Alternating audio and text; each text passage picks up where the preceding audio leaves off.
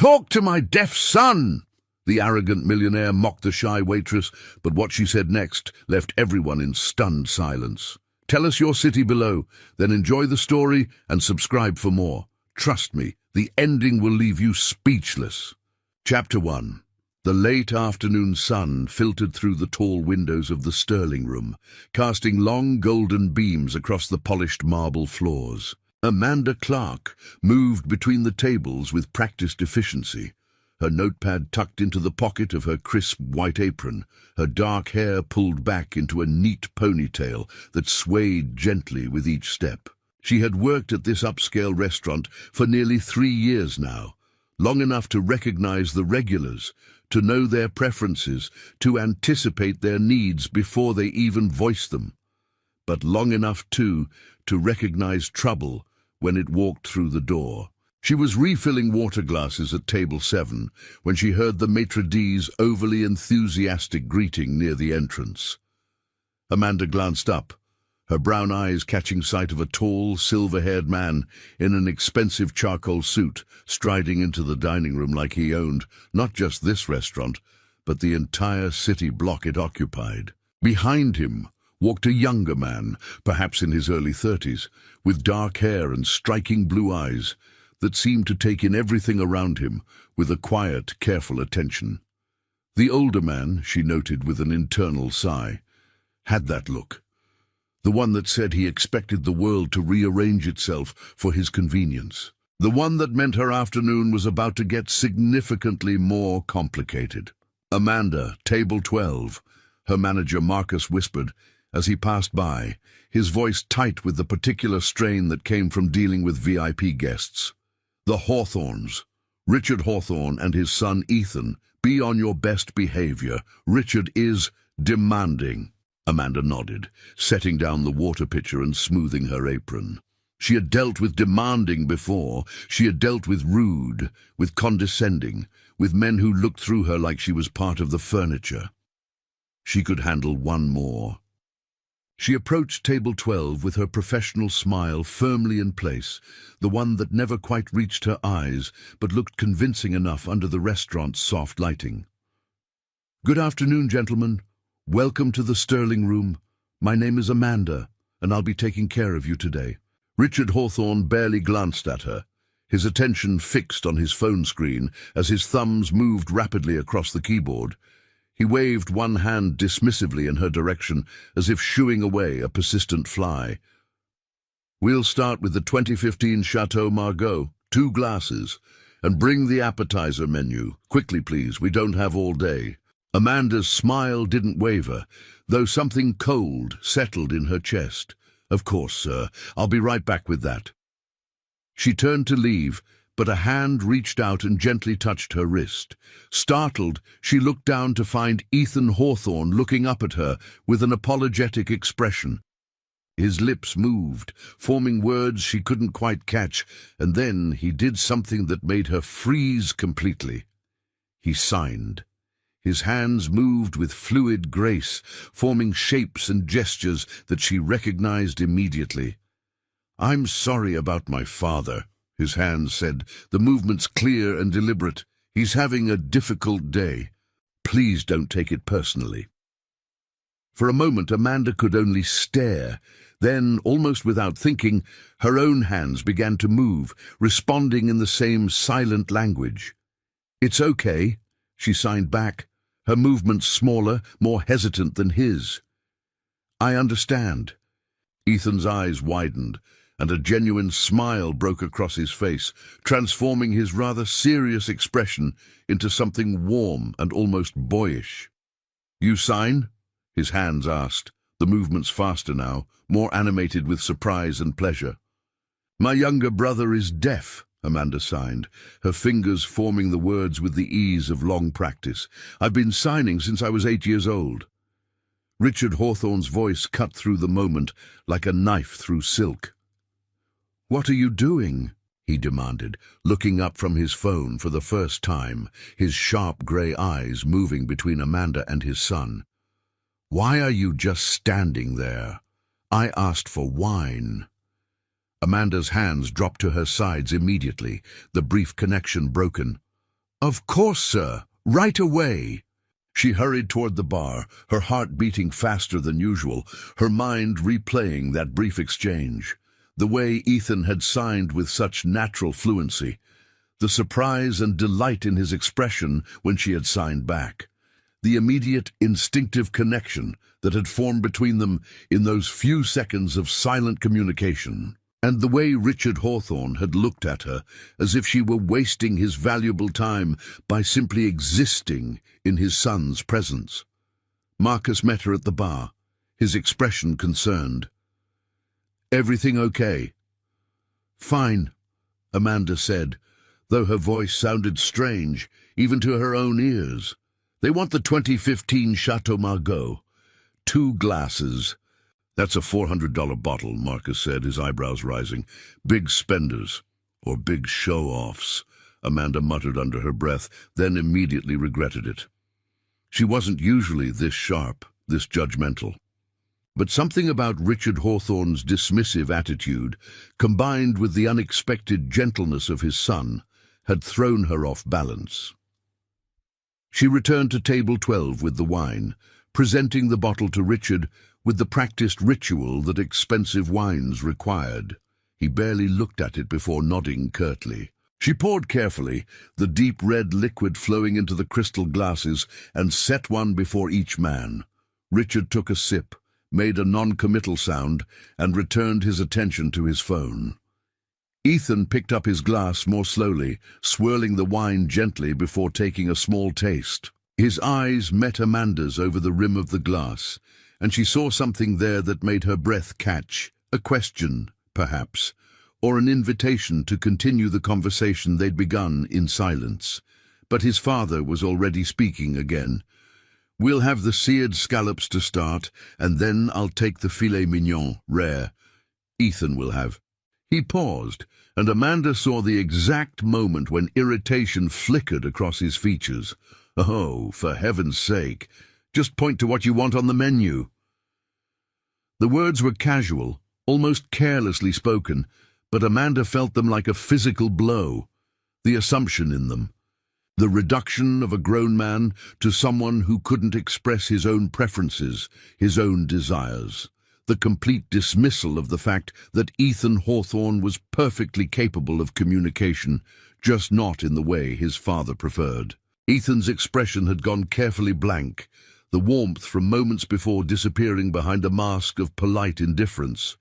He pointed to an item on the menu without looking at it, his movements mechanical. Amanda's training kicked in, the professional mask sliding back into place. "The salmon, excellent choice. And how would you like that prepared?" Ethan's hands began to move, but Richard cut him off with an exasperated sigh.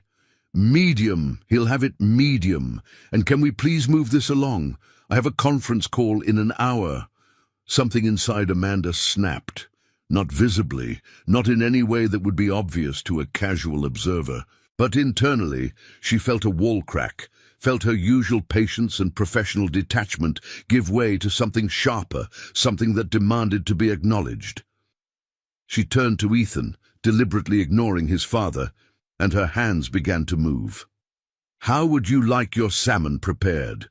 she signed, her movements clear and direct, meeting his eyes as she did so. Ethan blinked, surprise flickering across his features again. Then, slowly, a smile began to form, genuine and warm. His hands rose, responding with visible relief. "Medium rare, please," he signed, "with the seasonal vegetables instead of the risotto. And thank you for asking."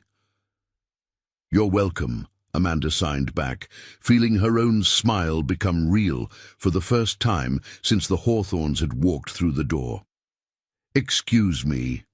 Richard's voice was ice-cold now, each word precisely articulated. "What exactly do you think you're doing?" Amanda turned to face him, keeping her expression pleasant and professional, despite the anger she could see building in his eyes. "I was confirming Mr. Hawthorne's order, sir. He prefers his salmon medium rare with vegetables instead of risotto." "I could have told you that," Richard said, his voice rising slightly. "There was no need for this. This performance. I wanted to make sure I had his preferences exactly right, Amanda replied, her tone remaining calm even as her pulse quickened. We pride ourselves on personalized service here at the Sterling Room. For a long moment, Richard Hawthorne stared at her, and Amanda could see him weighing his options. Could see him deciding whether it was worth making a scene, whether his irritation was sufficient to demand her removal from their table, whether the satisfaction of putting her in her place would outweigh the attention it might draw. Finally, he waved his hand again in that same dismissive gesture. Just bring the food, and no more delays. Amanda collected the menus, her hands steady, despite the adrenaline coursing through her system. As she turned to leave, she felt a tap on her wrist again. She looked down to find Ethan's hand there, gentle and brief, and when she met his eyes, he mouthed two words that she could read clearly even without sound. Thank you. She nodded slightly, just enough for him to see, and then she was walking away, her mind racing with thoughts she couldn't quite organize. About the casual cruelty of assuming someone couldn't speak for themselves, about the invisible barriers that existed even within families, about the unexpected connection she had felt in those few moments of signed conversation, and about the way Ethan Hawthorne had looked at her when she had chosen to communicate with him directly, as if she had given him something precious and rare. Back in the kitchen, she placed their order with the chef, and leaned against the cool stainless steel counter, trying to settle her thoughts. Her hands were trembling slightly, she noticed. Not from fear, exactly, but from the force of emotion she had been holding back. She thought of her brother David, now 19 and away at Gallaudet University, living fully in the deaf community, thriving in ways that their parents had once feared might be impossible. She thought of all the times she had watched people talk around him, about him, as if he weren't there, as if his deafness meant he was somehow less capable of understanding, less worthy of direct engagement, as if the method of communication mattered more than the person trying to communicate. And she thought of Richard Hawthorne, wealthy and powerful and utterly convinced of his own superiority, treating his own son the same way. "Hey!" Marcus appeared beside her, his voice pulling her back to the present. "You okay? What happened out there?" "Nothing," Amanda said, straightening up and pushing her hair back from her face. "Just a difficult customer. I can handle it." "I know you can," Marcus said, studying her with concern. "But Richard Hawthorne is more than just difficult. He's influential. Be careful, okay?" Amanda nodded, but as she returned to the dining room with the appetizers, she found herself wondering why being careful always seemed to mean accepting behavior that shouldn't be acceptable. Why influence and money seemed to excuse rudeness and dismissiveness. Why protecting her job meant letting people like Richard Hawthorne treat others, including his own son, with such casual disregard. She set the scallops before Richard without comment, then placed Ethan's appetizer in front of him with more care. His eyes met hers again, and this time she saw something more complex there. Gratitude, yes, but also a kind of recognition, as if he knew exactly what she had risked by choosing to engage with him directly, as if he understood the cost of small rebellions in a world that preferred everyone stay in their assigned places. As she walked away, she heard Richard speaking to his son in a low voice, the words just barely audible over the ambient noise of the restaurant. "I don't know what you were thinking, engaging with the staff like that.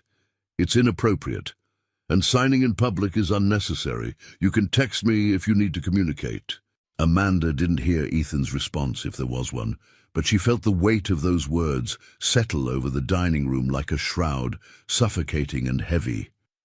And she found herself wondering, not for the first time, how many people moved through the world carrying such weights, such casual cruelties from the people who were supposed to love them most. The rest of the afternoon passed in a blur of professional service. She brought their entrees, refilled their wine glasses, offered dessert menus. Richard barely acknowledged her presence, except to issue crisp instructions, But Ethan watched her, she noticed. Whenever she approached their table, his attention would shift to her, his blue eyes following her movements with an intensity that should have made her uncomfortable, but somehow didn't. When they were finally ready to leave, Richard pulled out a black credit card without looking at the check, signing the receipt with a flourish. He stood, straightening his already immaculate suit jacket, and walked toward the exit without waiting for his son. Ethan rose more slowly, and as he passed Amanda's station near the bar, he paused. His hands moved quickly, the signs precise and full of meaning. "You made my day better," he signed. "Thank you for seeing me, really seeing me." Before Amanda could respond, before she could even process the depth of emotion in those simple signs, he was gone, following his father out into the afternoon sunlight. She stood there for a long moment, aware that other diners needed her attention, that there were tables to clear and orders to take, and 100 small tasks that made up her working day. But for just a few seconds, she let herself feel the full impact of what had just happened. The brief connection with someone who understood what it meant to be dismissed, to be overlooked, to be treated as less than simply because of how you communicated. And the strange, unsettling awareness that she very much wanted to see Ethan Hawthorne again. Marcus appeared at her elbow, holding the receipt. "Holy hell," he said, his voice full of disbelief. "Look at this tip!" Amanda took the slip of paper, her eyes widening. Richard Hawthorne had left a 30% tip, far more generous than his behavior had suggested he was capable of being. But as she looked more closely, she saw that someone had written something in the margin, the handwriting different from the harsh scrawl of Richard's signature. Small, careful letters spelled out a message. "Thank you for everything. You made a difference. E.H." And beneath it, a phone number. And before we continue, I'd love to know where you're watching from. Leave your city in the comments below, and if you're enjoying this story, please like and subscribe for more. Now, let's see what happens next. Chapter 2. Amanda stared at the phone number for so long that Marcus had to clear his throat twice before she noticed him standing beside her. The receipt felt like it weighed 1,000 pounds in her hand, those careful digits somehow representing something far more significant than just a means of contact. They represented a choice, a possibility, a door that had unexpectedly opened in the middle of an ordinary Tuesday afternoon. "What's wrong?" Marcus asked, his voice concerned. "Did he leave a bad tip after all that?" "No," Amanda said quickly, folding the receipt and tucking it into her apron pocket. "No, it's fine, everything's fine." But everything wasn't fine. Or rather, everything was fine in a way that felt distinctly unfine, if such a thing were possible, because Amanda Clark did not get phone numbers from customers. She had worked in restaurants since she was 18, putting herself through community college while supporting her family, and she'd learned early on that maintaining strict professional boundaries was essential. Customers flirted sometimes, sure, left their numbers on napkins or business cards with winking invitations. But she never called them, never even considered it. This felt different, though. This wasn't flirtation. This was... what? Gratitude, connection, the recognition of something shared between two people who understood what it meant to exist on the margins of the hearing world. She spent the rest of her shift in a distracted haze, going through the motions of service while her mind churned through possibilities and implications. By the time she clocked out at 6, her head was pounding with the effort of overthinking every detail of the past few hours. The evening air was cool against her face as she walked to her car, the sun setting behind the downtown buildings in streaks of orange and purple. She pulled out her phone, staring at the blank screen, her thumb hovering over the keyboard. Text him. Don't text him. Text him. Don't text him. The internal debate lasted the entire drive home to her small apartment in a converted building that had seen better decades. It lasted through her shower, through her dinner of leftover pasta, through her attempt to focus on the book she'd been trying to finish for weeks. Finally, at 9:30, she gave in. She typed carefully, deleting and rewriting the message 3 times before settling on something that felt appropriate. "Hi, this is Amanda from the Sterling Room. I wanted to thank you for your kind words today. It meant a lot." She hit send before she could overthink it further, then immediately regretted everything. Too formal, too distant. Too much like she was still in server mode, maintaining professional distance. Her phone buzzed less than a minute later. "I'm so glad you texted," the message read. "I wasn't sure if you would. Would you be willing to meet for coffee sometime? I'd love to talk with you properly, without my father interrupting every 5 seconds. Amanda found herself smiling at the screen, imagining the expression on Ethan's face as he typed that last sentence.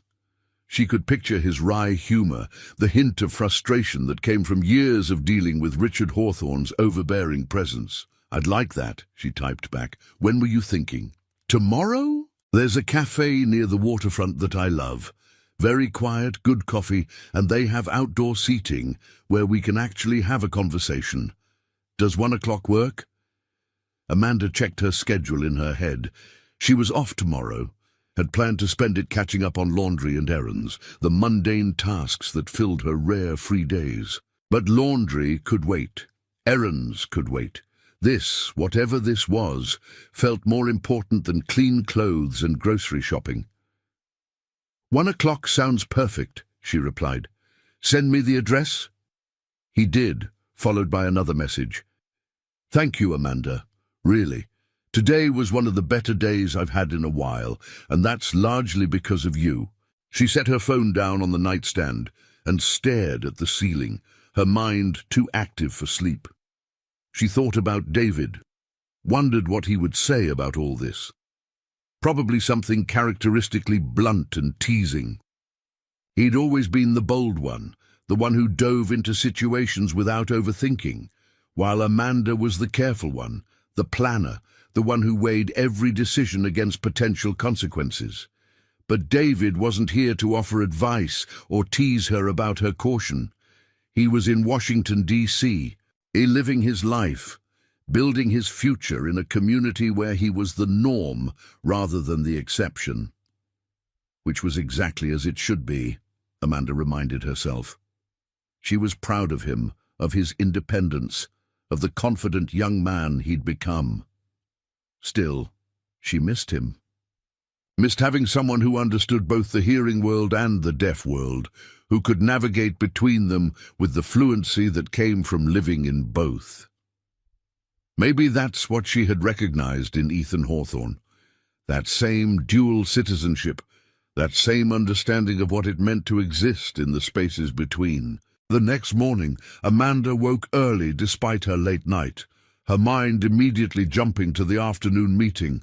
She spent an embarrassing amount of time choosing her outfit, trying on and discarding 6 combinations before settling on dark jeans and a soft blue sweater that brought out the warmth in her brown eyes. Not too dressy, not too casual, not trying too hard, but not looking like she'd rolled out of bed either.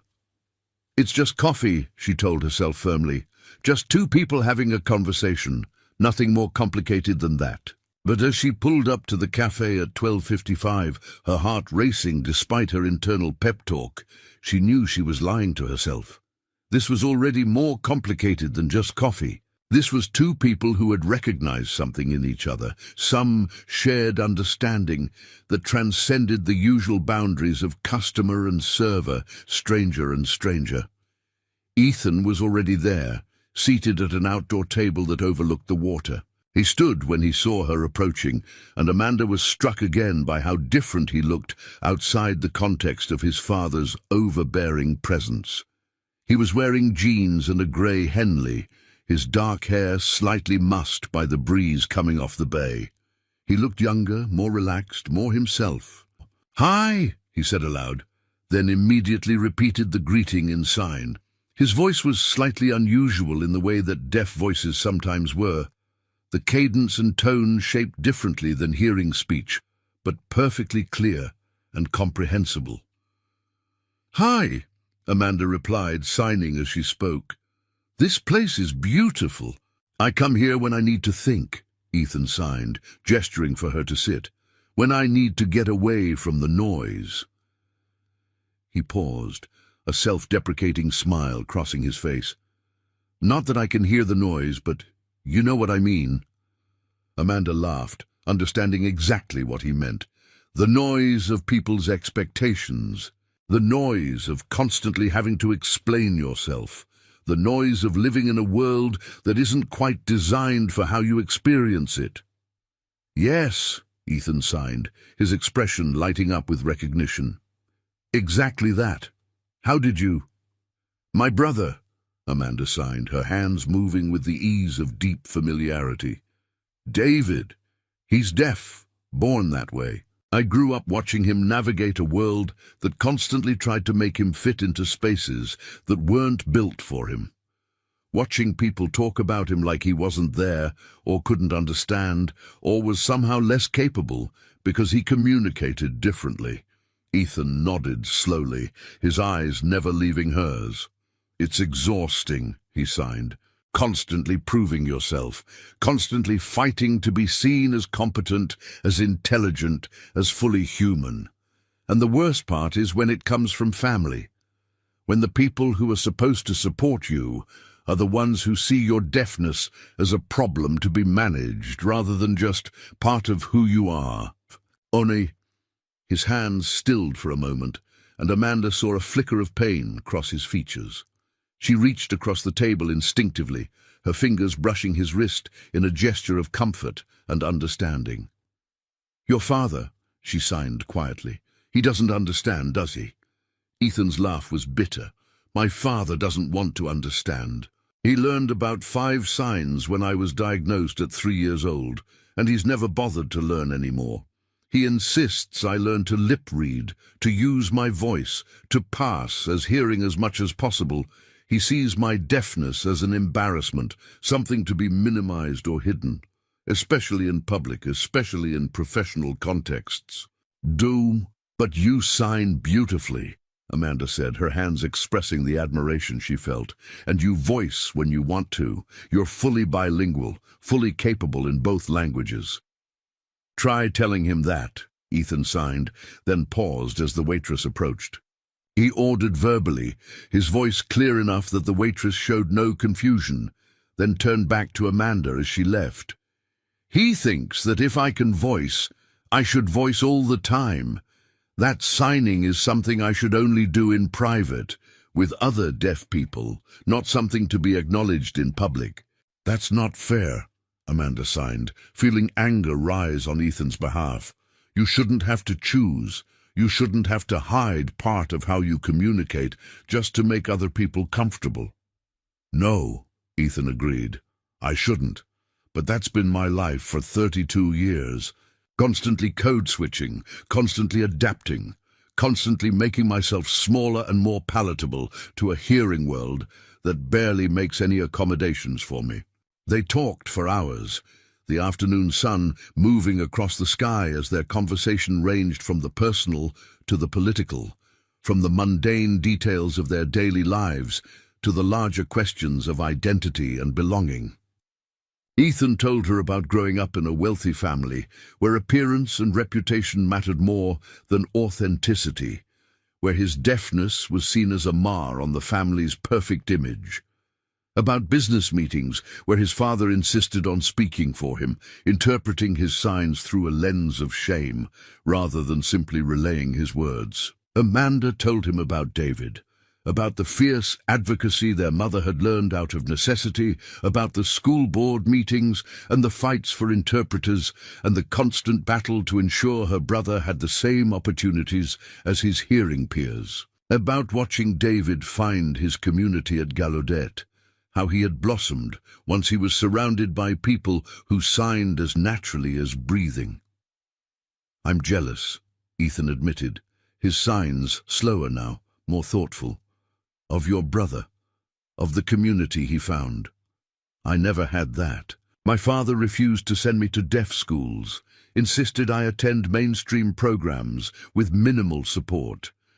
He wanted me to learn to function in the hearing world, but he never understood that he was essentially isolating me from both worlds. I wasn't fully part of the hearing world because I couldn't access it completely, and I wasn't part of the deaf community because I was never allowed to be.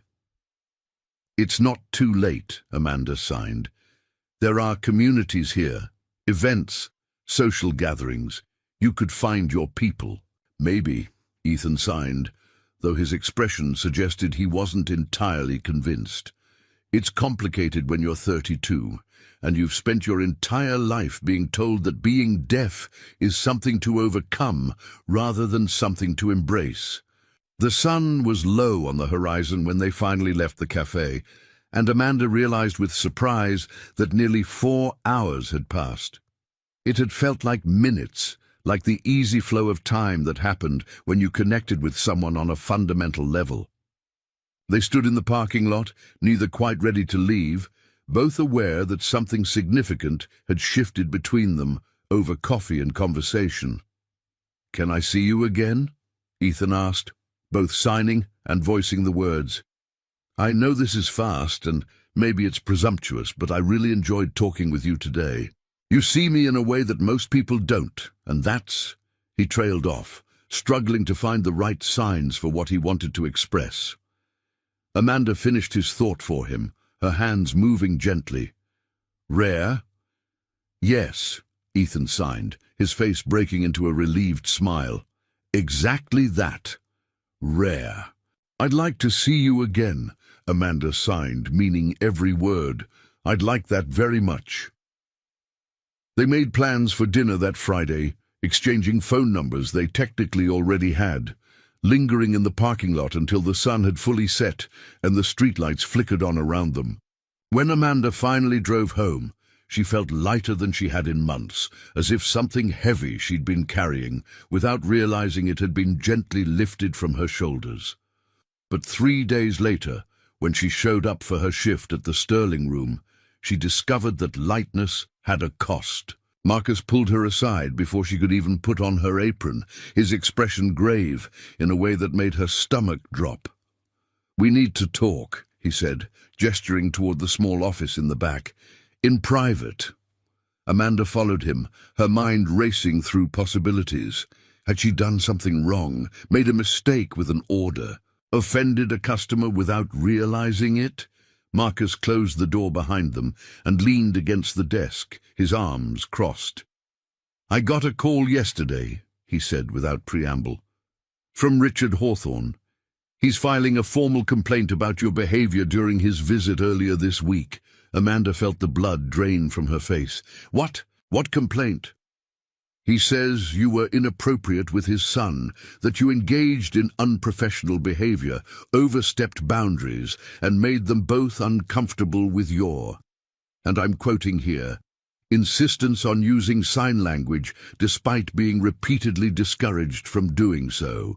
"That's not what happened," Amanda said, her voice coming out sharper than she intended. "His son appreciated being able to communicate directly. He was grateful. He said so himself." "I believe you," Marcus said, holding up his hands. "But Richard Hawthorne is a very influential man. He sits on the board of the restaurant group that owns this place, and he's threatening to take this to corporate unless—" "Unless what?" Amanda asked, though she already knew the answer. "Unless we take disciplinary action, which, given that this is your first complaint, would normally just be a written warning. But Amanda—" Marcus ran his hand through his hair, looking genuinely distressed. "He's also suggesting that you've begun an inappropriate relationship with his son, that you're taking advantage of Ethan's—" these are his words, not mine— "vulnerability and isolation to pursue something personal." Amanda felt like she'd been slapped. "I'm not taking advantage of anyone. Ethan is a grown man who can make his own decisions about who he wants to spend time with." "I know that," Marcus said quietly. "But Richard Hawthorne doesn't see it that way. He sees his son as someone who needs to be protected, particularly from people he considers to be." He hesitated, clearly uncomfortable with what he was about to say. "People like me," Amanda finished for him, her voice flat. "People from the wrong social class. People who work service jobs. People who aren't good enough for a Hawthorne." Marcus didn't deny it, which was answer enough. "So what now?" Amanda asked. "Am I fired?" "No," Marcus said firmly. "I told corporate that you acted professionally and that Richard Hawthorne's complaint seems more personal than legitimate. But I'm supposed to give you this warning and make sure you understand that any further contact with Ethan Hawthorne, particularly during work hours, would be grounds for termination." Amanda took the written warning he handed her, the paper feeling like a brand in her hands. "And outside of work hours?" Marcus sighed. "Officially, what you do on your own time is your business. Unofficially, I'd be very careful. Richard Hawthorne is not a man who likes to be defied, and he clearly sees your friendship with his son as a defiance." Amanda left the office feeling like she was moving through water, everything slow and resistant. She went through her shift on autopilot, serving customers and taking orders, while her mind churned through anger and humiliation and a growing sense of injustice. During her break, she texted Ethan, "We need to talk. Are you free tonight?" His response came quickly. "Yes, what's wrong? I'll explain when I see you."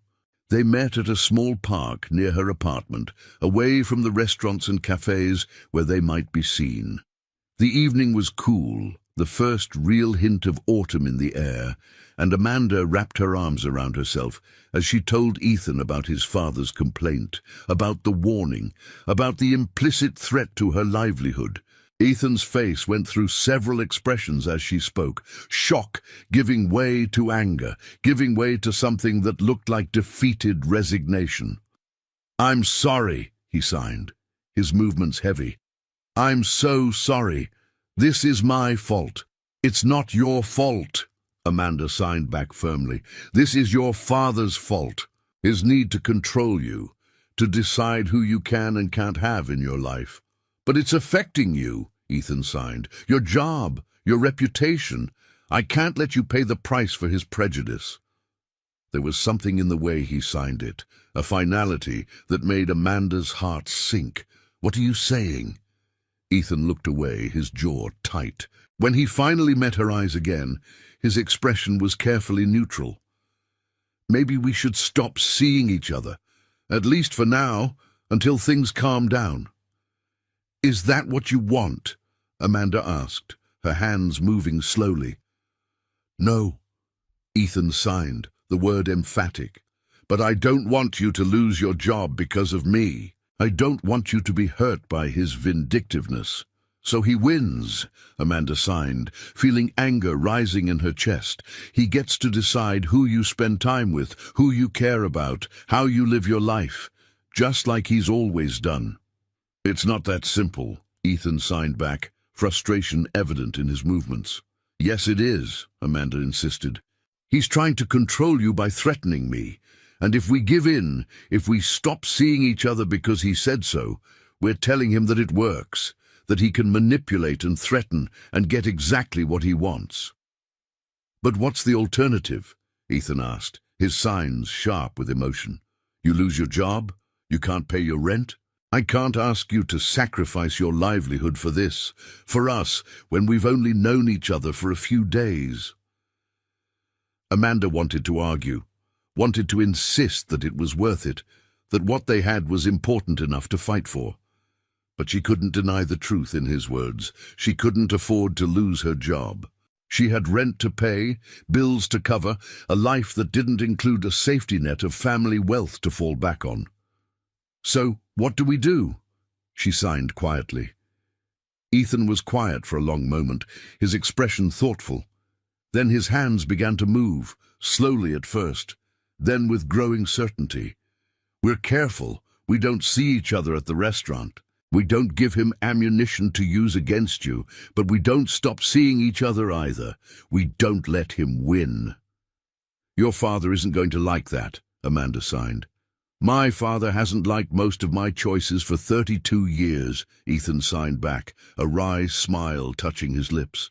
I'm getting better at living with his disapproval. They made a pact that night. Sitting on a park bench as the stars came out overhead, they would be discreet, careful, mindful of the power dynamics that Richard Hawthorne wielded. But they wouldn't give up this connection they'd found. This rare understanding that felt too precious to sacrifice on the altar of one man's prejudice and control. It should have felt like a victory, Amanda thought as she drove home. It should have felt like defiance, like choosing authenticity over convenience.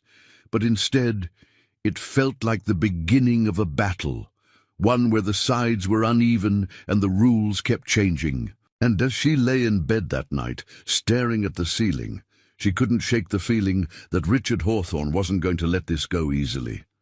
That this was only the first skirmish in a much longer war. Chapter 3. Over the next few weeks, Amanda and Ethan developed a rhythm, a careful choreography of secrecy that felt both thrilling and exhausting. They met in quiet places, neighborhoods where Richard Hawthorne's influence didn't extend, where they could simply be two people getting to know each other without the weight of scrutiny bearing down on them. Ethan took her to a small deaf community center one evening, a converted warehouse space filled with people signing animatedly, their conversations flowing in waves of movement and expression. Amanda watched in fascination as Ethan transformed in this space, his usual guardedness falling away as he signed with other deaf adults, laughing at jokes she couldn't quite follow, engaging in the kind of rapid, nuanced communication that went far beyond basic ASL vocabulary. "This is home," he signed to her during a break in the conversation, his expression more open and relaxed than she'd ever seen it. "This is what it feels like to not have to translate myself constantly, to just exist without explanation." "It's beautiful," Amanda signed back, meaning both the space and the people, and the way Ethan looked when he was fully himself, unfiltered by the expectations of a hearing world. She introduced him to her apartment, her small corner of the world that she'd carefully cultivated over years of budgeting and thrift store finds. It wasn't much compared to what he was used to, she knew, but Ethan moved through the space with genuine interest, examining her bookshelves, asking about the photos on her walls, sitting on her worn couch like it was the most comfortable piece of furniture he'd ever encountered. "I like it here," he signed, looking around with an expression that suggested he meant it. "It feels like you, warm and real and unpretentious." "Unlike your house?" Amanda teased gently. "Unlike my father's house," Ethan corrected, his signs precise. "I don't think of it as mine. I live there because it's expected, because leaving would cause a confrontation I'm not ready for, but it's never felt like home the way this does." They cooked dinner together that night, Amanda teaching him her mother's recipe for chicken parmesan, while Ethan told her stories about his childhood through a mixture of signs and gestures and the occasional voiced word. About the speech therapist who had drilled him for hours on pronunciation, trying to eliminate the deaf accent that marked his speech as different. About the birthday parties where he'd sat alone while the other kids played games he couldn't follow. About the loneliness of growing up in a world where everyone spoke a language he could only partially access, while the language that felt most natural to him was seen as something to be hidden or minimized. "Did you ever resent them?" Amanda asked as they ate, her signs visible in her peripheral vision. "Your parents, for not giving you access to the deaf community, to sign language as your first language." Ethan was quiet for a long moment. His fork paused halfway to his mouth. "Yes," he finally signed, setting down his utensil so both hands were free. "And no, and yes again. It's complicated. My mother tried, I think. She learned more signs than my father, tried to connect with me in ways he didn't, but she also deferred to him on all the big decisions. The schools I attended, the therapies I underwent, the expectations placed on me. She enabled his approach even when I think part of her knew it was wrong." "And your father?" Amanda asked, though she could guess the answer. "My father sees my deafness as a personal failure," Ethan signed, his movements sharp with old anger. His failure, initially, for having a son who wasn't perfect. And then my failure for not trying hard enough to overcome it, to be normal, to fit into his vision of what a Hawthorne should be. He's ashamed of me, though he'd never admit it that directly. But I can see it in the way he introduces me at business functions, always explaining my deafness before I even have a chance to speak. In the way he talks over me, speaks for me, makes decisions about my life without consulting me. "You're 32 years old," Amanda signed. "Why do you still let him?" It was a blunt question, maybe too blunt, but Ethan didn't seem offended. He smiled ruefully, shaking his head. "Because leaving means giving up the family business, the trust fund, the entire life I've known. Because fighting him means fighting the entire power structure he's built around himself. Because I've spent 32 years being conditioned to believe that his approval matters, that disappointing him is the worst thing I could do. And because—" He paused, his sign slowing. "Because part of me still hopes that someday he'll see me as capable, as worthy, as enough." Amanda reached across the table, taking his hand. "You are enough," she signed with her free hand. "Exactly as you are, deaf or hearing, signing or voicing, whatever combination feels right to you in any given moment, you're enough." Ethan's eyes glistened, and he squeezed her hand tightly.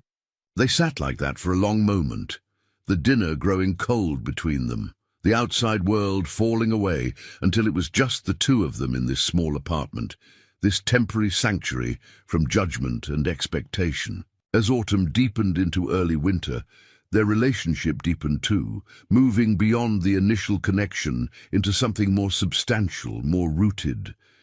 They talked about everything and nothing, about their dreams and their fears, and the small mundane details of their daily lives. Ethan told her about his work at his father's company, how he'd been given a meaningless title and responsibilities that felt designed to keep him busy without giving him any real power. Amanda told him about her plan to eventually finish her business degree, about the restaurant she dreamed of opening someday, a place that would be accessible and welcoming to everyone regardless of how they communicated. "I'd invest in that," Ethan signed, his expression serious.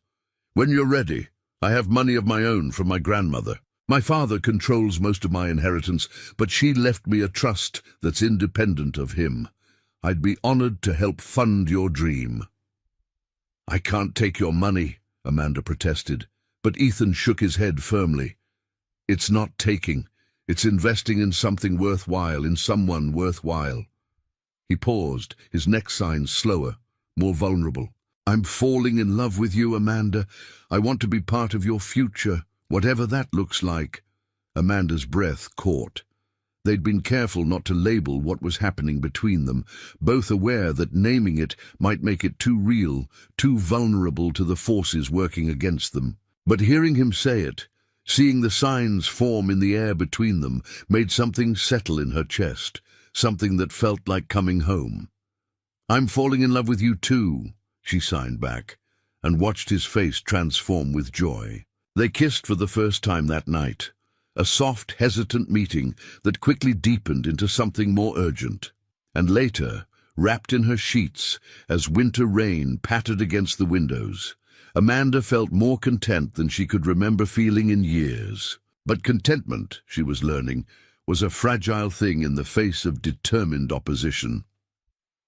The first direct confrontation came on a Tuesday morning when Amanda arrived at work to find Richard Hawthorne waiting outside the Sterling room. He was leaning against his black Mercedes, his expression cold and calculated, and Amanda felt her stomach drop even before he began speaking. "Miss Clark," he said, his voice carrying the kind of authority that expected obedience. "I think it's time we had a conversation. A frank conversation." Amanda glanced toward the restaurant, calculating the distance to the door, but Richard stepped into her path. "This will only take a moment.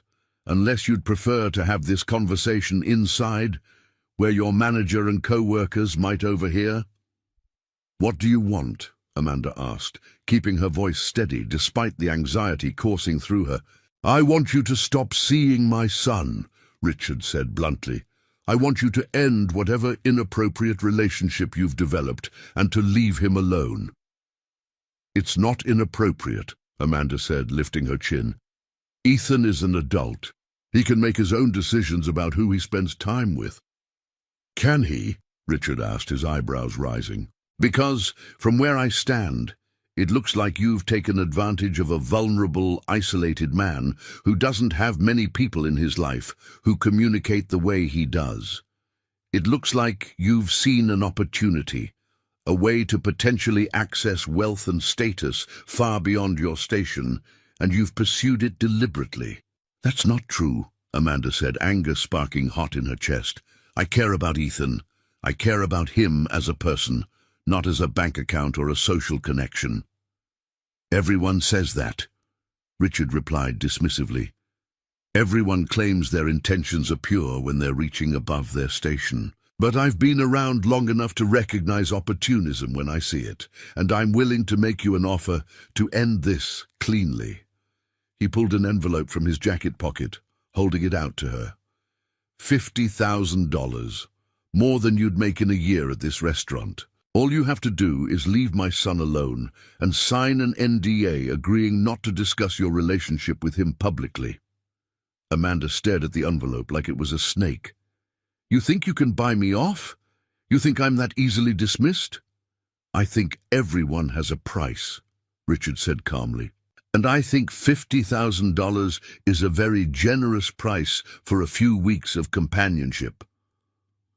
"I'm not taking your money," Amanda said, her voice shaking with fury. "And I'm not ending my relationship with Ethan just because you've decided it's inconvenient for your image or your plans." Richard's expression hardened. "Then you've made a choice, and I hope you're prepared for the consequences, because I promise you, Miss Clark, I have far more resources at my disposal than you do. I can make your life very difficult if you insist on pursuing this path." "Is that a threat?" Amanda asked. "It's a reality," Richard replied. "Your job, your reputation, your future prospects, all of it can be influenced by a man like me. I sit on boards, I know people, I have connections throughout this city. One word from me and doors start closing. Opportunities disappear. Your little dream of opening a restaurant? Good luck getting funding or permits or health department approval when I've made it known that you're someone to avoid." Amanda felt cold spreading through her chest, but she forced herself to meet his eyes. "You can try to intimidate me all you want, Mr. Hawthorne, but I'm not the one you should be worried about, because sooner or later Ethan is going to wake up and realize that having a father who tries to control every aspect of his life isn't love. It's abuse. And when that happens, when he finally stands up to you, all your money and influence won't be able to buy back his respect or his affection." For just a moment she saw something flicker in Richard Hawthorne's eyes. Surprise, maybe, or possibly even a flash of recognition. But it was gone as quickly as it appeared, replaced by cold anger. "You have no idea what you're talking about," he said, his voice low and dangerous. "Ethan is my son. I've spent 32 years protecting him, providing for him, ensuring he has every opportunity despite his disability. Don't presume to lecture me about love or parenting." "Protecting him?" Amanda repeated, incredulous. "You're suffocating him. You're so busy trying to make him fit your vision of who he should be that you can't see who he actually is. He's brilliant and kind and capable of so much more than you give him credit for. But you'll never know that because you're too busy speaking for him, deciding for him, treating him like a child who needs to be managed instead of an adult who deserves respect." Richard's jaw tightened. "This conversation is over. But mark my words, Miss Clark, one way or another this relationship will end. And the longer you drag it out, the more painful that ending will be." He got into his car and drove away, leaving Amanda standing on the sidewalk with her hands shaking and her heart racing. She made it through her shift on autopilot, her mind replaying the conversation, analyzing every word and implication. That evening she told Ethan everything. They were at his apartment, a sleek modern space in a high-rise building that felt as impersonal as a hotel room. He listened without interrupting, his expression growing darker as she recounted his father's threats and ultimatums. "I'm sorry," he signed when she finished, his movements heavy. "I'm so sorry he's putting you through this. I should have anticipated it, should have known he wouldn't just let this go." "What do we do?" Amanda asked. "Because he's serious, Ethan. He's going to come after me, after my job, after everything. And I don't know if I'm strong enough to withstand that kind of assault." Ethan was quiet for a long moment, his face troubled. Then his hands began to move, slow and deliberate. "We fight back. We stop hiding, stop being discreet. We come out publicly as a couple and force him to either accept it or reveal himself as the controlling, prejudiced man he actually is. That's easy to say when you have family wealth to fall back on," Amanda said, then immediately regretted the sharpness in her signs. "I'm sorry. I'm scared. I'm scared of losing everything I've worked for, scared of what he can do with his influence." "Don't apologize," Ethan signed. "You're right to be scared, but I'm scared too. I'm scared of losing you, of letting my father win again, of spending the rest of my life under his thumb. And I'm tired, Amanda. I'm so tired of being scared." He stood, pacing to the window that overlooked the city lights. When he turned back, there was a new determination in his expression. "I'm going to confront him, tomorrow, at the office, and I'm going to tell him that he can either accept our relationship or lose his son entirely, because I'm not giving you up. Not for his approval, not for inheritance money, not for the family name. You're worth more to me than all of that combined." Chapter 4. Amanda insisted on going with him. Ethan protested, argued that it would only make things worse, that his father would use her presence as evidence of her inappropriate influence. But Amanda was adamant. This affected her too, she signed firmly. This was about her life, her job, her future. She had a right to be there, to speak for herself instead of being discussed like an abstract problem to be solved. They arrived at Hawthorne Industries at 9 in the morning, a towering glass building that seemed designed to intimidate with its scale and modernity. Amanda felt small, walking through the marble lobby, acutely aware of her simple dress and worn leather bag, in an environment where everyone else looked polished and expensive. Ethan's hand found hers as they rode the elevator to the executive floor, his fingers warm and reassuring. "Are you sure about this?" he signed with his free hand. "No," Amanda signed back honestly, "but I'm here anyway." Richard Hawthorne's office was exactly what Amanda would have expected. Massive desk, floor-to-ceiling windows, leather furniture that probably cost more than her car. Richard himself was standing by the windows, his back to the door, his posture rigid with controlled anger. "I see you brought your girlfriend," he said without turning around, his voice dripping with disdain. How touching, and how incredibly naive. "Father," Ethan said aloud, his voice steady, "we need to talk." "We have nothing to talk about," Richard said, finally turning to face them. His expression was cold, calculating. "I made my position clear. Miss Clark needs to remove herself from your life. The fact that you've brought her here to my place of business only reinforces my belief that she's been manipulating you." "She hasn't manipulated anyone," Ethan said, his voice rising slightly. "She's the first person in years who's treated me like a complete human being instead of a problem to be managed. And I'm in love with her, which means you're going to have to find a way to accept that." "I don't have to accept anything," Richard shot back. "You're my son. You work for my company. You live under my roof, spend money from accounts I control. You don't get to dictate terms to me, Ethan. That's not how this works." Then maybe it's time it started working differently, Ethan signed and voiced simultaneously, his hands moving with sharp emphasis. Maybe it's time I stopped letting you control every aspect of my life. Maybe it's time I found my own place, my own career, my own path that doesn't require your approval or your money. For the first time since they'd entered the office, Richard looked genuinely surprised. You're threatening to leave? To throw away everything you have here, everything I've built for you, for a waitress you've known for a few weeks? Don't talk about her like that, Ethan said, his voice dangerous. Her name is Amanda. She's intelligent and kind, and she sees me, really sees me, in a way you never have. And yes, I'd give up everything you've built for me to be with someone who actually respects me as an equal. Respect? Richard laughed, the sound harsh and bitter. You want to talk about respect?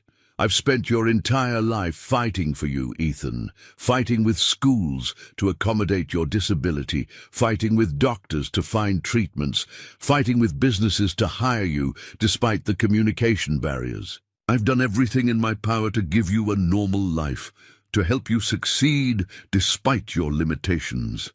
And this is how you repay me, by choosing a gold digger over your own family. I'm not a gold digger, Amanda said, her voice cutting through the tension. Both men turned to look at her, and she forced herself to meet Richard's gaze. I don't want Ethan's money. I don't want access to your world or your connections. I want Ethan, the person, not the bank account. And if you can't understand the difference, that says far more about you than it does about me. Richard's eyes narrowed. You're very articulate for someone in your position. Tell me, Miss Clark, what exactly do you think you're offering my son? What kind of future can you provide? A struggling waitress with community college education and no prospects. You think love is enough to build a life on?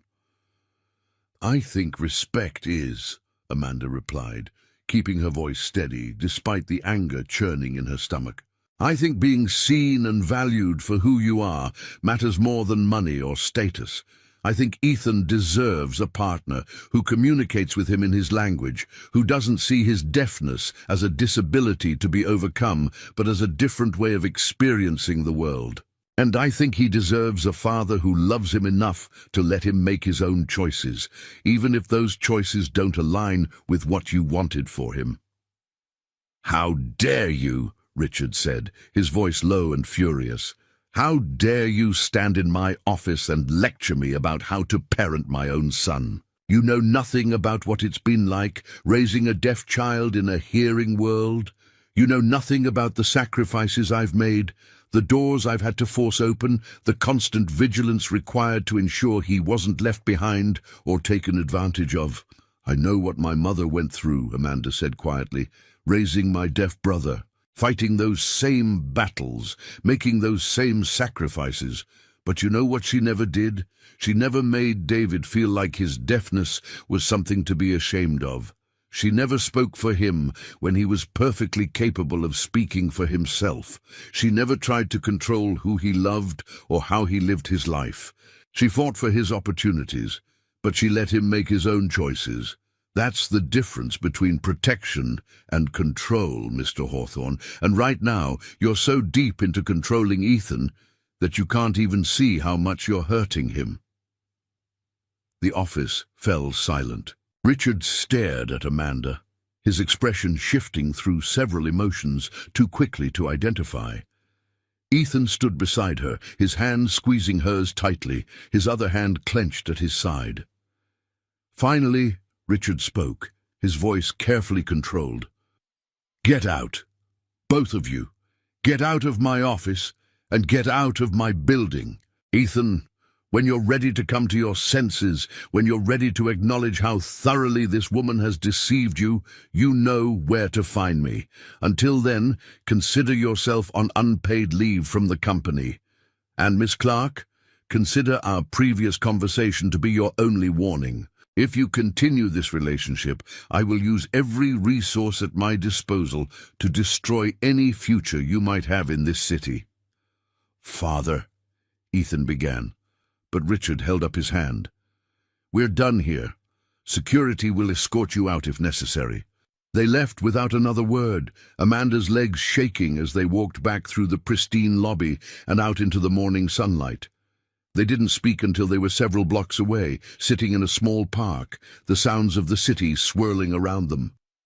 "I'm sorry," Ethan signed, his movements slow and heavy.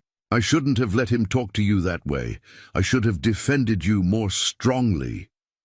"You did defend me," Amanda signed back. "You stood up to him. That took courage." "It didn't change anything," Ethan signed. "He's not going to accept this. He's going to follow through on his threats." "So what do we do?"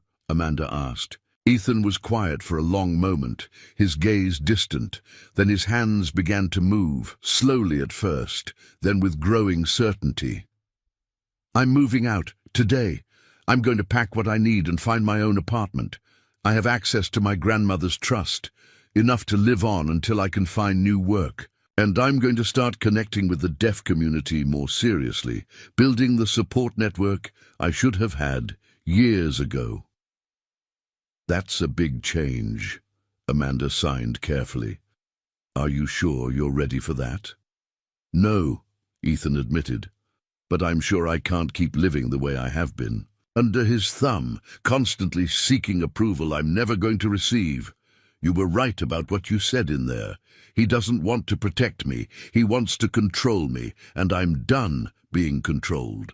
Indeed, they spent the rest of the day helping Ethan pack, filling boxes with clothes and books and the few personal items he wanted from his father's house. His mother came home while they were working, a slim woman with graying blonde hair and worried eyes. She signed a greeting to Ethan, her movements hesitant and unpracticed, then spoke to Amanda.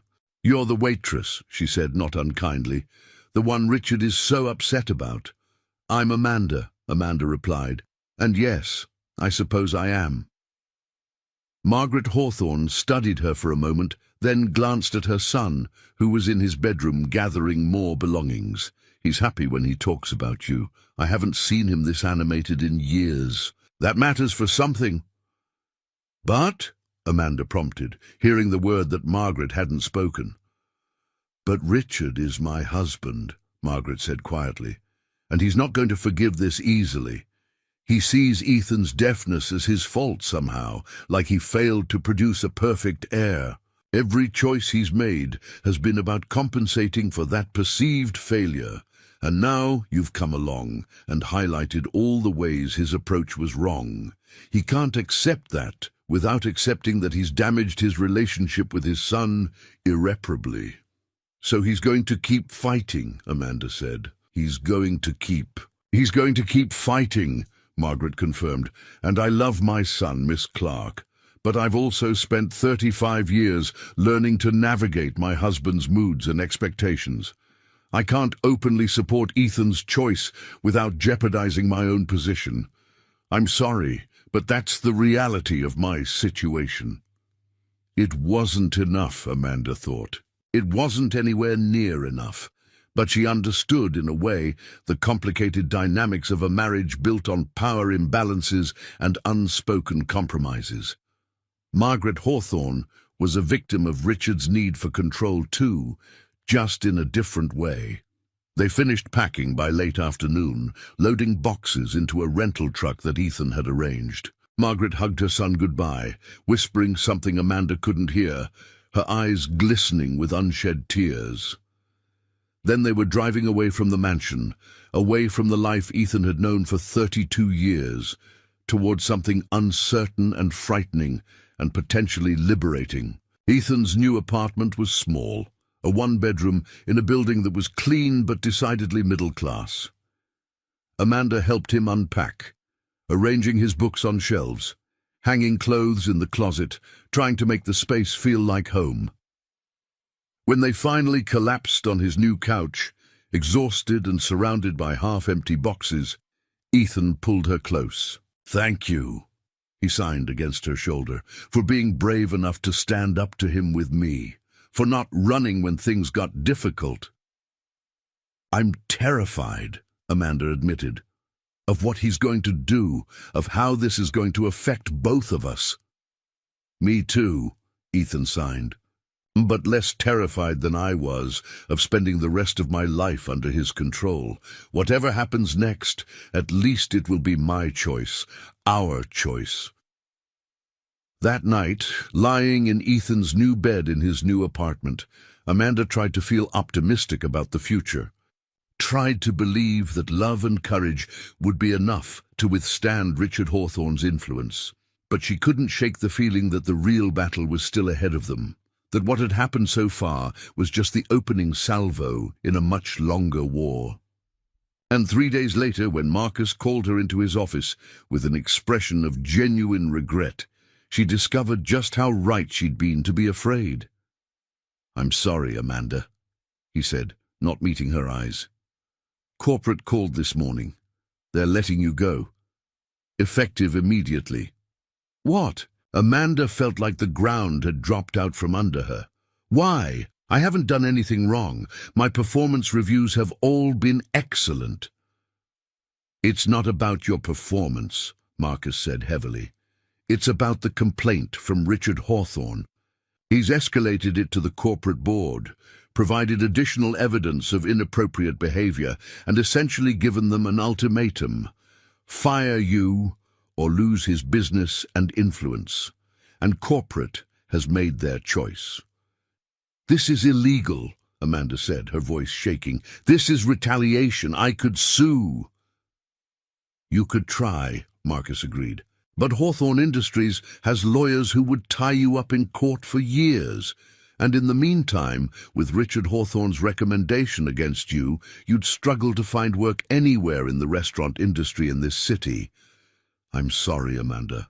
I really am. But you're up against power and money that most people can't fight." Amanda cleaned out her locker in a daze, collected her final paycheck, and walked out of the Sterling room for the last time. She sat in her car for 15 minutes before she could bring herself to start the engine, before she could face the reality of what had just happened. Richard Hawthorne had made good on his threat. And this, she knew with sinking certainty, was only the beginning. Chapter 5. The weeks that followed were the hardest of Amanda's life. She applied for dozens of restaurant positions, but doors that should have opened stayed firmly closed.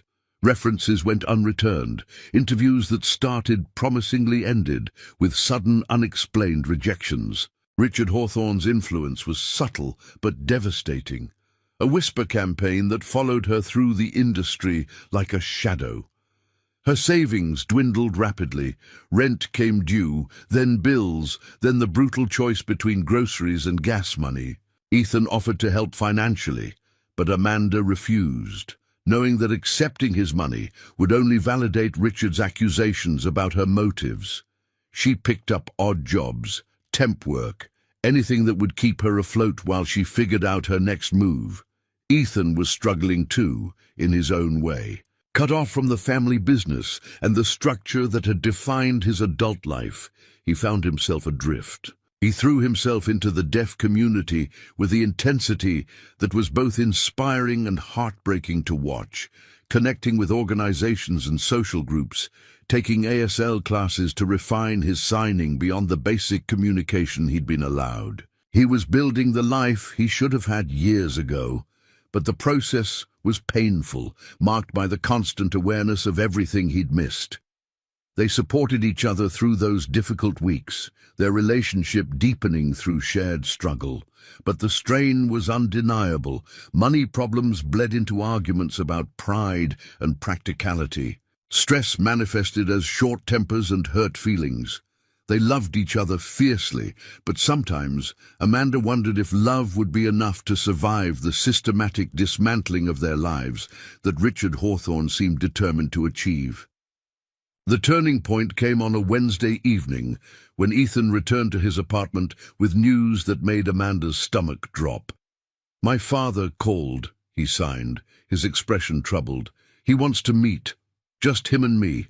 He says he has a proposition."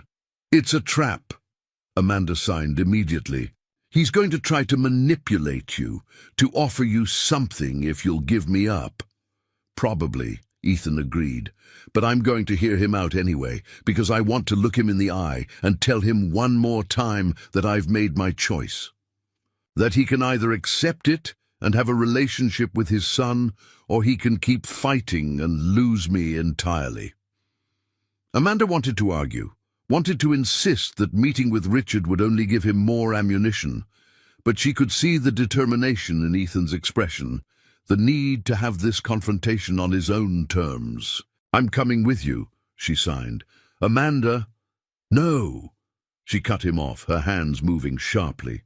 "We're in this together. Whatever he wants to say, whatever proposition he's offering, it affects both of us. I deserve to be there." They met Richard at a restaurant, ironically enough. Not the Sterling Room, but another upscale establishment where Richard clearly felt comfortable, where he commanded attention and respect from the staff. He was already seated when they arrived, looking older than Amanda remembered, the lines around his eyes more pronounced. "Ethan," he said, standing as they approached. His eyes flicked to Amanda, and something cold settled in his expression. "I asked to meet with you alone." "And I chose to bring Amanda," Ethan said, both signing and voicing, "because whatever you have to say involves both of us." Richard was silent for a long moment, then gestured to the empty seats. "Sit, please. Let's at least be civil about this." They sat, and Amanda felt the weight of other diners' attention, the curious glances at the tension radiating from their table.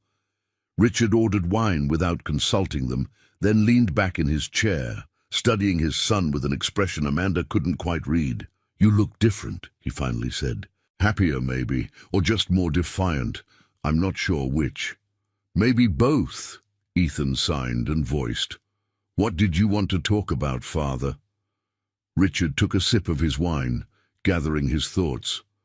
"I've been doing some thinking over the past few weeks, some reflection on our conversation, on the things Miss Clark said in my office, and I've come to realize that perhaps I've been inflexible in my approach to certain matters."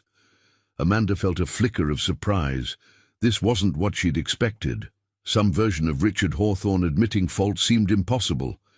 "I don't expect you to believe that I've had a complete change of heart," Richard continued. "I still have concerns about your relationship, about the speed at which it's developed, about the practical realities of building a life with someone from such a different background. But I've also realized that my attempts to control the situation have only pushed you further away, and that's not what I want." "What do you want?" Ethan asked carefully.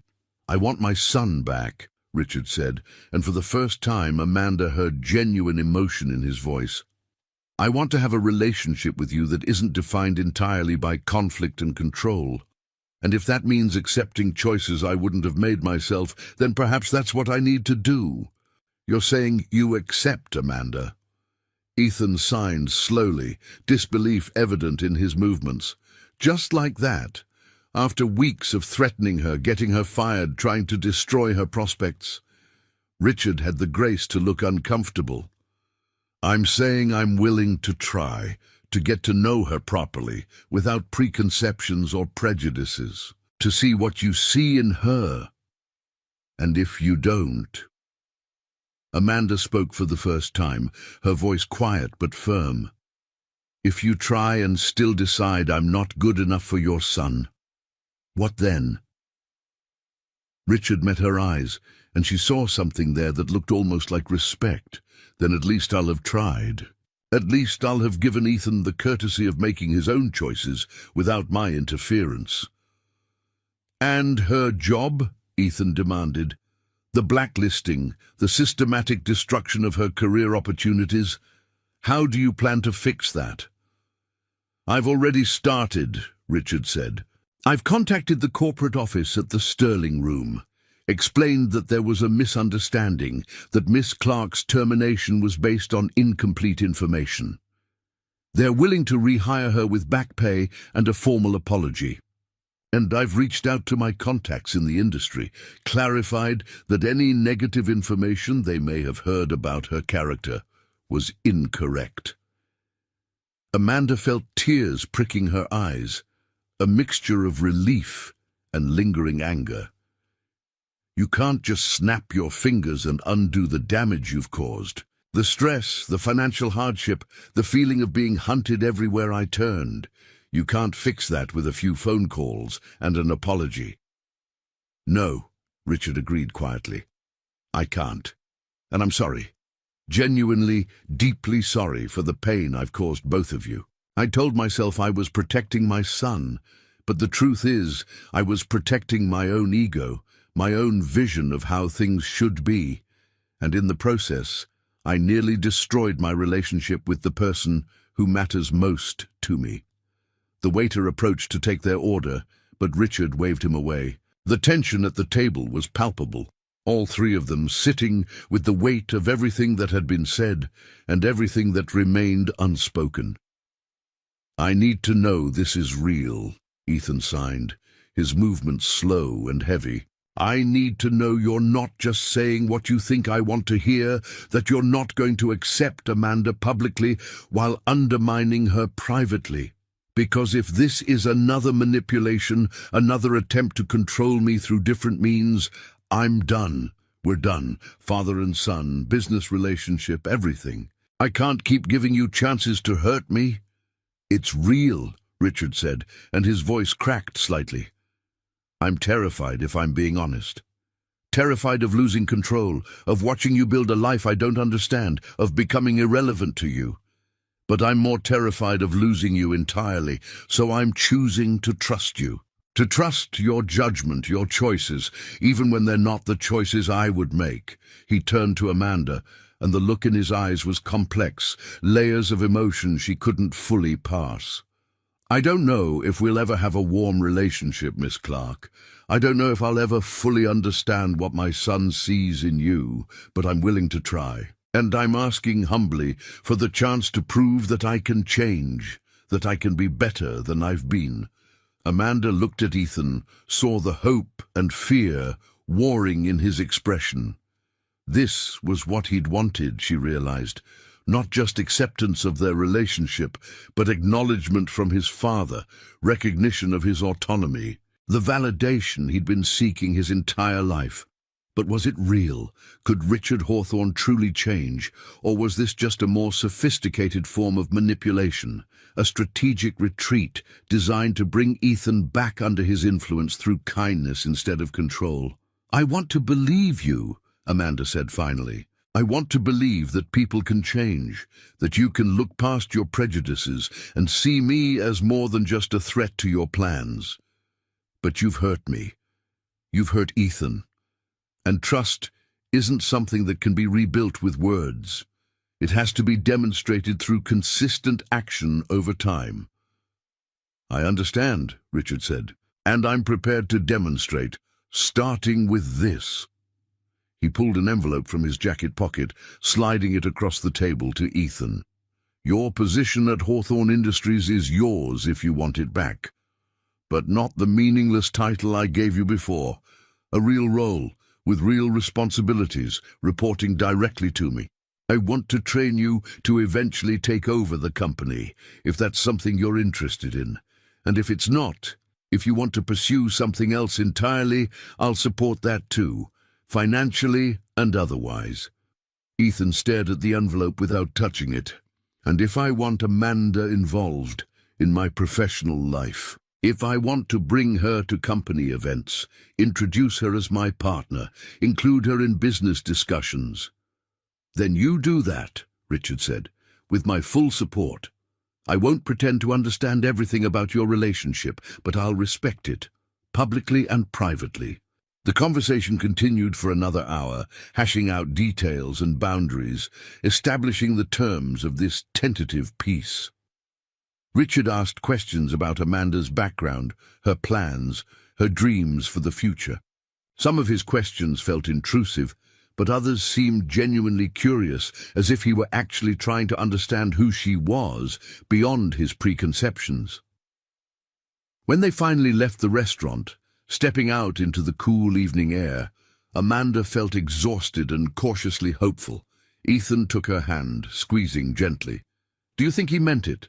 He signed with his free hand. Do you think he can actually change? I don't know, Amanda signed honestly, but I think we have to give him the chance. For your sake, if nothing else. You deserve the opportunity to have a relationship with your father, if that's possible. What about you? Ethan asked. Do you want a relationship with him? Amanda considered the question carefully. I want you to be happy. I want you to have a family that supports you and sees your worth. If Richard can become that person, if he can truly change his perspective and behavior, then I'm willing to try. But I'm going to be cautious. I'm going to watch his actions, not just listen to his words. And if he reverts to his old patterns, if this turns out to be manipulation rather than genuine change, I'm going to protect us both. They walked in silence for a while, processing everything that had happened. The city lights reflected off the windows of closed shops, and somewhere in the distance, sirens wailed. Normal sounds, normal sights, the world continuing on, despite the seismic shift in their personal lives. I love you, Ethan signed, stopping in the middle of the sidewalk to face her fully. Whatever happens with my father, whatever the future holds, that's the one thing I'm completely certain about. I love you. I love you too, Amanda signed back and kissed him gently in the glow of the streetlights. But as they continued walking, heading back to Ethan's apartment, Amanda couldn't quite shake the lingering doubt. Richard Hawthorne had spent 32 years being one kind of father. Could he really transform into something different? Could a lifetime of controlling behavior and prejudiced assumptions be overcome with a few weeks of reflection? She wanted to believe it. For Ethan's sake, for the possibility of a future without constant conflict, she desperately wanted to believe it. But only time would tell if Richard Hawthorne's change of heart was genuine or just another calculated move in a much longer game. Chapter 6. Time, it turned out, was exactly what they needed. Over the following months, Richard Hawthorne demonstrated his commitment to change in ways both large and small. He enrolled in ASL classes, showing up every week with a notebook and a determination that Amanda found both surprising and touching. His signing was clumsy at first, his hands moving with the awkward precision of someone learning a language late in life. But he persisted, practicing with Ethan during their now regular dinners, asking Amanda to correct his grammar and syntax. Why are you doing this? Amanda signed to him one evening after a particularly challenging conversation where Richard had struggled to express a complex business concept in ASL. You could just use an interpreter, or Ethan can voice for you. Because I've spent 32 years expecting my son to adapt to my language. Richard signed back, his movements slow but deliberate. It's time I learned to speak his. He reinstated Ethan at Hawthorne Industries, but true to his word, gave him real responsibilities. Ethan flourished in the role, bringing fresh perspectives and ideas that the company had been lacking. Father and son had their conflicts, their moments of friction when old patterns threatened to resurface. But they were learning to navigate those moments with communication rather than control, with respect rather than resentment. Richard also made good on his promise regarding Amanda's career. The Sterling Room not only rehired her, but offered her a management position that came with a significant salary increase. But by that point, Amanda had started to build something else. Using seed money from her back pay and a small business loan that Richard surprisingly helped her secure, without strings attached, she began planning the accessible restaurant she'd dreamed of. The concept was simple, but revolutionary. A dining establishment where deaf and hearing customers and staff could interact seamlessly, where ASL was as common as spoken English, where accessibility wasn't an afterthought, but a foundational principle. Ethan became her business partner, bringing his own grandmother's trust fund as investment and his growing business acumen from working at Hawthorne Industries.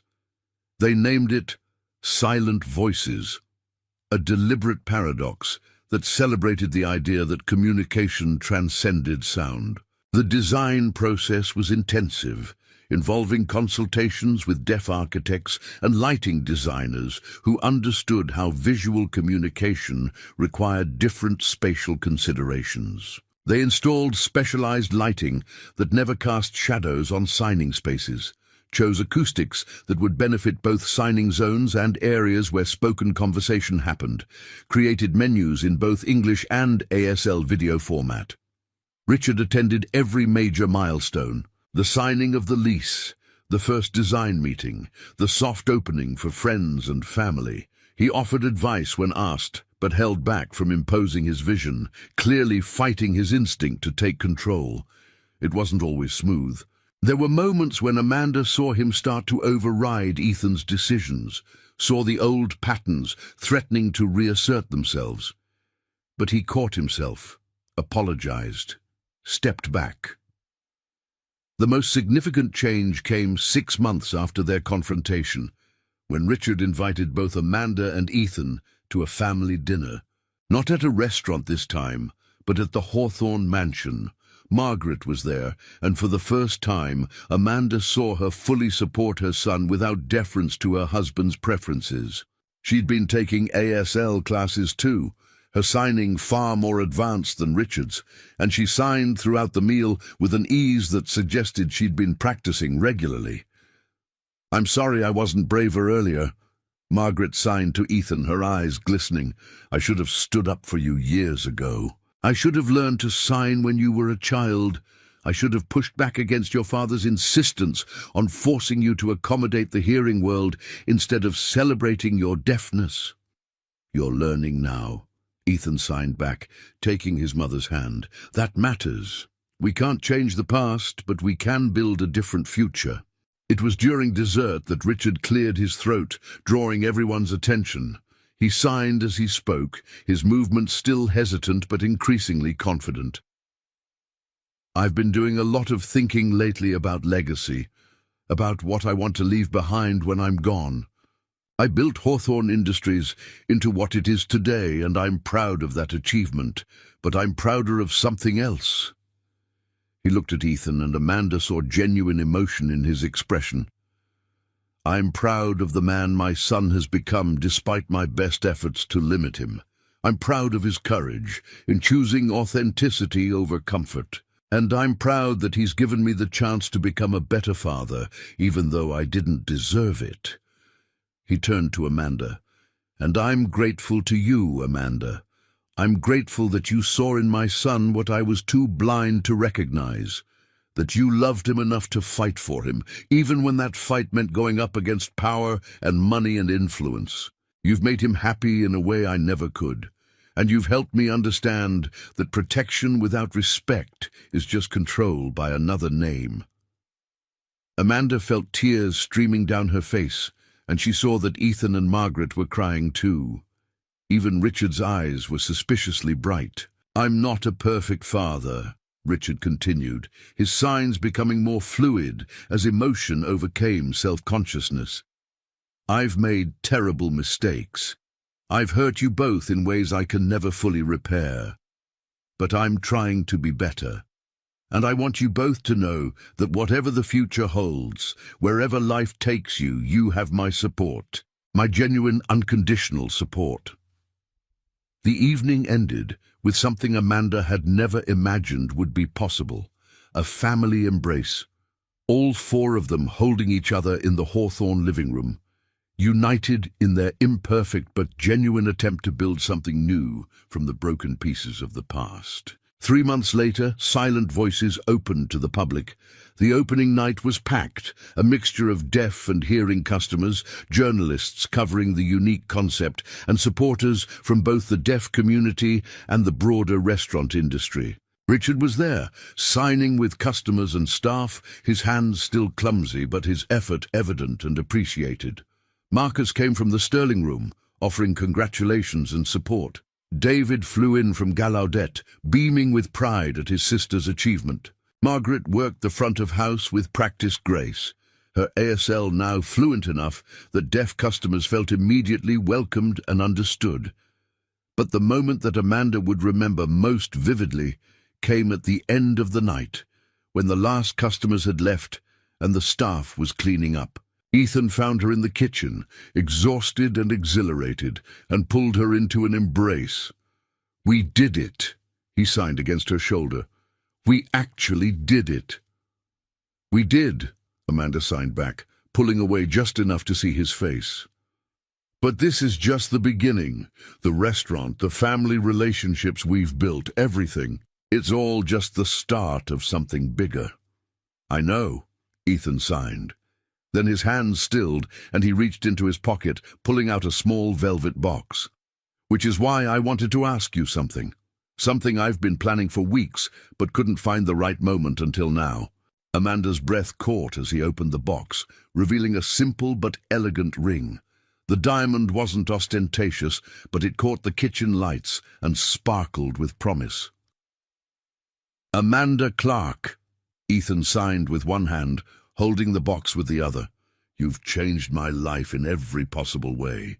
You've given me courage, shown me what real love looks like, helped me find my community and my voice. You've challenged me to be better, to want more, to refuse to accept less than I deserve. And you've somehow managed to do all of that while also transforming my relationship with my father into something I never thought possible. Will you marry me? Will you continue building this life with me, this future we're creating together?" Amanda was crying again, but these were tears of pure joy. She signed yes with trembling hands, then repeated it verbally for good measure. Yes, 1,000 times yes. He slipped the ring onto her finger, and they stood in the kitchen of their restaurant, surrounded by the physical manifestation of their shared dream, and kissed with the kind of deep certainty that comes from surviving challenges together. The kitchen door swung open, and Richard appeared, stopping short when he saw them. "I'm sorry, I didn't mean to interrupt. I was just checking if you needed any help with cleanup." "She said yes," Ethan signed, his face radiant with happiness. Richard's expression cycled through surprise, joy, and something that looked like relief. "Congratulations," he signed, then spoke. "Both of you. I'm very happy for you." He approached slowly, as if unsure of his welcome, then opened his arms in an invitation. Amanda and Ethan moved into the embrace, and for a moment the three of them stood together in the quiet kitchen, bound by love and forgiveness, and the hard-won understanding that people could change if they were willing to do the work. "Thank you," Richard signed when they pulled apart, his movements sure despite the tears on his face. "Thank you for teaching me how to be a better father, a better man. Thank you for giving me a second chance I didn't deserve." "Everyone deserves the chance to change," Amanda signed back, "as long as they're willing to put in the effort. And you have, Richard. You've shown up, done the work, made real changes. That matters." The wedding took place 6 months later, a unique ceremony that celebrated both deaf and hearing cultures. They had 2 officiants, one voicing and one signing simultaneously, ensuring that everyone present could fully participate. David served as Amanda's man of honor, signing a toast that made everyone laugh and cry. Richard gave a speech that he'd practiced for weeks, signing it perfectly while also voicing for the hearing guests who didn't know ASL.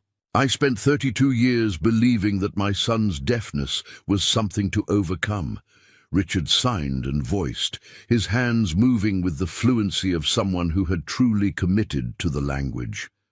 "I was wrong. His deafness isn't a deficit or a disability. It's a different way of experiencing the world, one that comes with its own language, its own culture, its own beauty. And I'm grateful that Amanda helped me see that, helped me understand that the problem was never Ethan's deafness.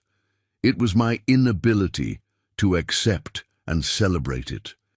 He raised his glass, his eyes moving between his son and his new daughter-in-law.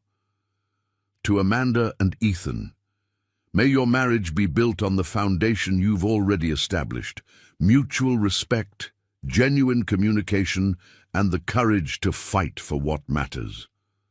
And may you both forgive an old man for taking far too long to learn what should have been obvious from the beginning, that love means accepting people as they are, not as you wish they would be.